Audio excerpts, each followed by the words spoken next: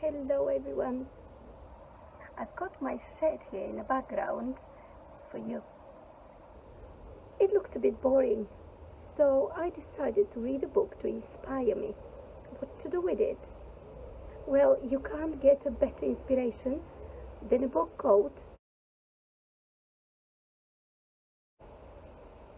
I'm going to read it for you today, and I hope you enjoy it as much as I did. When Grandma McGarvey painted the shed, she didn't use ordinary paint. Instead, she mixed up a brew in a kitchen sink using barbecue sauce and Indian ink. She threw in a bucket of cobbler's glue and a handful of glitter, all silver and blue. Then she melted down crayons and mixed them all in with a dollop of something she found in a tin.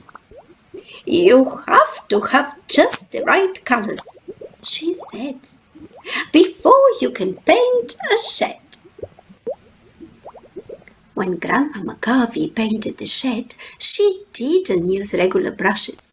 Instead, she piled up a stack of assorted things: straw, some floppy old violin strings, a feather which Polly had dropped on the floor, and some hair that the dog didn't need any more. Then she tied it all up in a wiggly bunch with some strands of spaghetti left over from lunch. "A sensible brush is important," she said, "if you're going to paint a shed."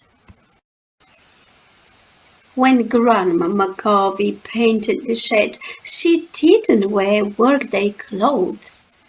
Instead, she dolled herself up in her Sunday best, a polka dot blouse and a violet vest, an hand-me-down skirt which didn't quite fit, a pair of old socks which smelled just a bit, boots that she'd bought at the army shop, and a hat with a bunch of bananas on top.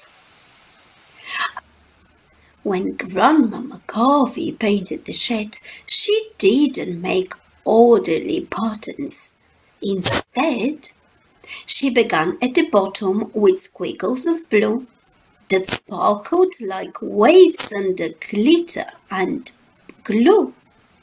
She added a wobbly wiggle of white and a rainbow that didn't turn out quite right. Then she covered the corners with dribbly dots and noughts and crosses and splotchy splots, and a strip of silver to cover the streak where the dog had done something disgraceful that week. Then she topped it all off with some musical lines and stars and moons and zodiac signs, and a brilliant self-portrait in yellow and green that she put round the back where it wouldn't be seen. "It always pays off to be modest," she said, "when it comes to painting a shed." When Grandma McGarvey painted the shed, she didn't just paint the walls. Instead, she climbed on a roof while clutching the tin, and the lid topped off with deafening din.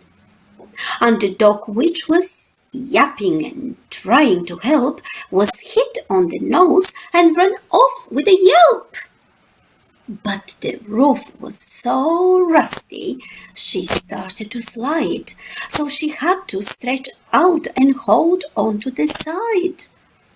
And as she leaned over to grab at the tin, a banana broke loose from her hat and fell in. "Life is full of surprises," she said, "wherever you paint a shed." When Grandma McGarvey finished the shed, she didn't just pack up her things. Instead, She invited the neighbors and half of the street to a shed warming party with plenty to eat. Then Grandma McGarvey explained the designs and taught people's fortunes with the zodiac signs. She played noughts and crosses and joined up the dots and got sticky fingers from all the wet spots. And when it grew dark, they pulled out some chairs and lit up the garden with fireworks flares.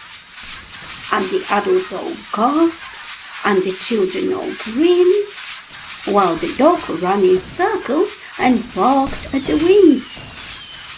And Grandma McGarvey smiled proudly and said, "Now, that's what I call a spectacular shed."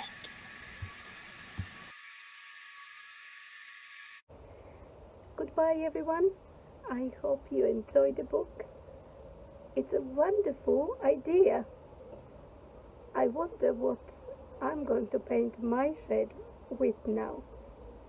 So I'm going to have a think. As for now, goodbye and join me again for another story.